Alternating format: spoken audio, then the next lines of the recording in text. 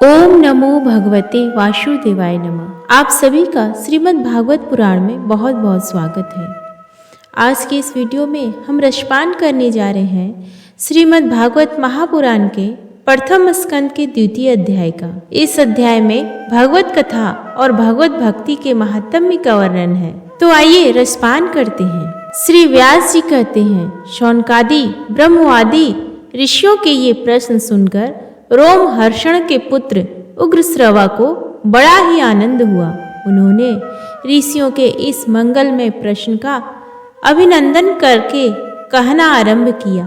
सूत जी ने कहा, जिस समय श्री सुखदेव जी का यज्ञोपवीत संस्कार भी नहीं हुआ था, सूत्रा लौकिक वैदिक कर्मों के अनुष्ठान अवसर भी नहीं आया था, उन्हें अकेले ही संन्यास लेने के उद्देश्य से जाते देखकर उनके पिता व्यास जी विरह से कातर होकर पुकारने लगे, बेटा बेटा। उस समय तन्मय होने के कारण श्री सुखदेव जी की ओर से वृक्षों ने उत्तर दिया। ऐसे सबके हृदय में विराजमान श्री सुखदेव जी मुनि को मैं नमस्कार करता हूँ। यह श्रीमद् भागवत अत्यंत गोपनीय रहस्यात्मक पुराण है।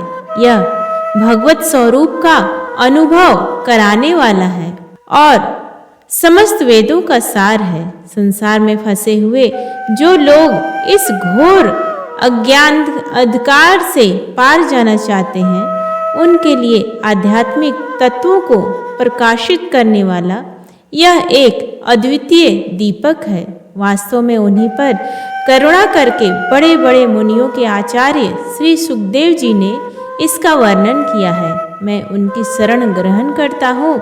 मनुष्यों में सर्वश्रेष्ठ भगवान के अवतार नर नारायण ऋषियों को, सरस्वती देवी को और श्री व्यास देव जी को नमस्कार करके तब संसार और अंतःकरण के समस्त विकारों पर विजय प्राप्त कराने वाले इस श्रीमद् भागवत महापुराण का पाठ करना चाहिए।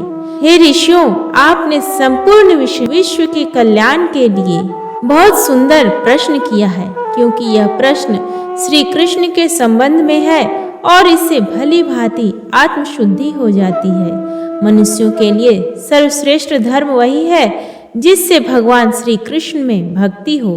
भक्ति भी ऐसी जिसमें किसी प्रकार की कामना ना हो और जो नित्य निरंतर बनी रहे। ऐसी भक्ति से हृदय आनंद स्वरूप परमात्मा की उपलब्धि करके कृतकृत्य हो जाता है। भगवान श्री कृष्ण में भक्ति होते ही अनन्य प्रेम से उनमें चित्त जोड़ते ही निष्काम ज्ञान और वैराग्य मन का आविर्भाव हो जाता है। धर्म का ठीक ठीक अनुष्ठान करने पर भी यदि मनुष्य के हृदय में भगवान की लीला कथाओं के प्रति अनुराग का उदय ना हो तो वह निराश्रम ही श्रम है। धर्म का फल है मोक्ष। उसकी सार्थकता अर्थ प्राप्ति में नहीं है। अर्थ केवल धर्म के लिए है। भोग विलास उसका फल नहीं माना गया है। भोग विलास का फल इंद्रियों को तृप्त करना नहीं है। उसका प्रयोजन है केवल जीवन निर्वाह। जीवन का फल भी तत्व जिज्ञासा है। बहुत कर्म करके स्वर्गादि प्राप्त करना उसका फल नहीं है। तत्ववेत्ता लोग ज्ञाता और भेद से रहित अखंड अद्वितीय सच्चिदानंद स्वरूप ज्ञान को ही तत्व कहते हैं। उसी को कोई ब्रह्म, कोई परमात्मा और कोई भगवान के नाम से पुकारते हैं। श्रद्धालु मुनिजन भागवत श्रवण से प्राप्त ज्ञान वैराग्य युक्त भक्ति से अपने हृदय में उस परम तत्व रूप परमात्मा का अनुभव करते हैं। शौनकादिक ऋषियों, यही कारण है कि अपने अपने वर्ण तथा आश्रम के अनुसार मनुष्य जो धर्म का अनुष्ठान करते हैं, उसकी पूर्ण सिद्धि इसी में है कि भगवान प्रसन्न हो। इसीलिए एकाग्र मन से भक्त वत्सल भगवान का ही नित्य निरंतर श्रवण, कीर्तन, ध्यान और आराधना करना चाहिए। कर्मों की गांठ बड़ी कड़ी है। विचारवान पुरुष भगवान के चिंतन की तलवार से उस गांठ को काट डालते हैं।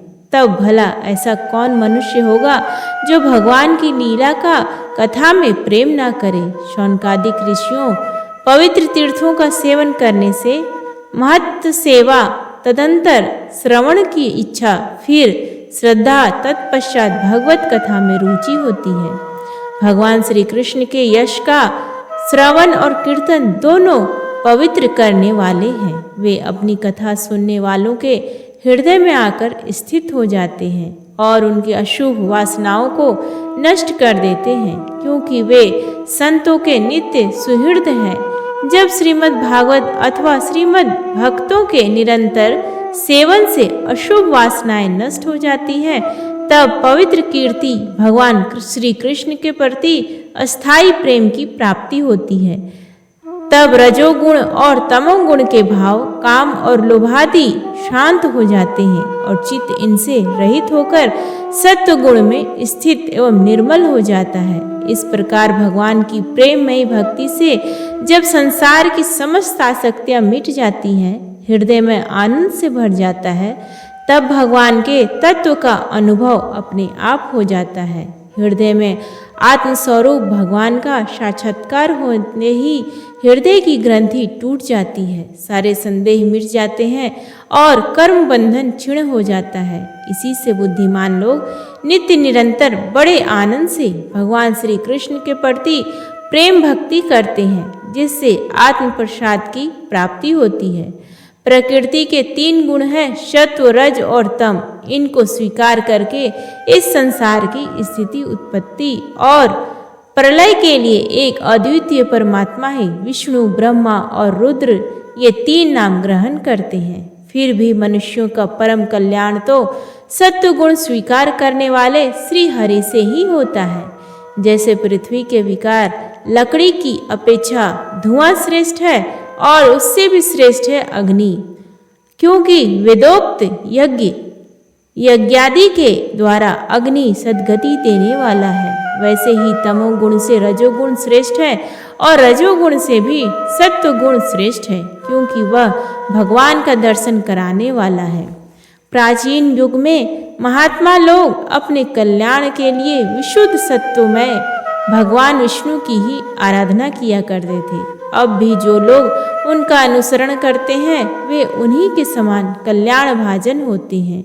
जो लोग इस संसार सागर से पार जाना चाहते हैं, वे यद्यपि किसी की निंदा तो नहीं करते, ना किसी में दोषी देखते हैं, फिर भी घोर रूप वाले तमोगुणी, रजोगुणी, भैरवादि भूतपतियों की उपासना न करके सत्वगुणी विष्णु भगवान और उनके अंश कला स्वरूपों का ही भजन करते हैं। परंतु जिसका स्वभाव रजोगुणी अथवा तमोगुणी है, वे धन, ऐश्वर्य और संतान की कामना से भूत, पितर और प्रजापतियों की उपासना करते हैं, क्योंकि इन लोगों का स्वभाव उन भूतादि से मिलता जुलता है।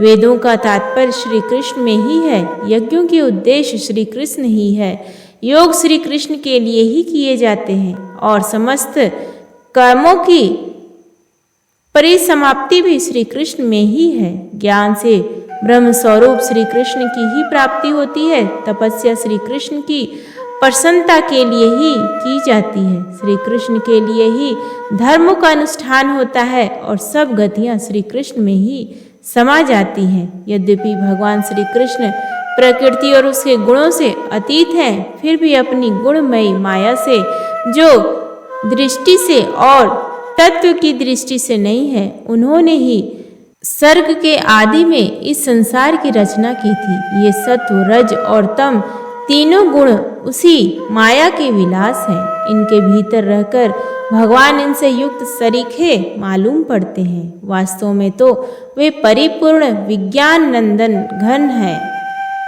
अग्नि तो वस्तुतः एक ही है, परंतु जब वह अनेक प्रकार की लकड़ियों में प्रकट होती है, तब अनेक सी मालूम पड़ती है। वैसे ही सबके आत्मरूप भगवान तो एक ही है, परंतु प्राणियों के अनेकता से अनेक जैसे जान पड़ते हैं। भगवान ही सूक्ष्म भूत, तन्मात्रा, इंद्रिय तथा अंतःकरण आदि गुणों के विकारभूत भावों के द्वारा नाना प्रकार की योनियों का वर्णन करते हैं और उनमें भिन्न भिन्न जीवों के रूप में प्रवेश करके उन योनियों के अनुरूप विषयों का उपभोग कराते हैं। वे ही संपूर्ण लोकों की रचना करते हैं और देवता, पशु, पक्षी, मनुष्य आदि योनियों में लीलावतार ग्रहण करके सत्व गुण के द्वारा जीवों का पालन पोषण करते हैं।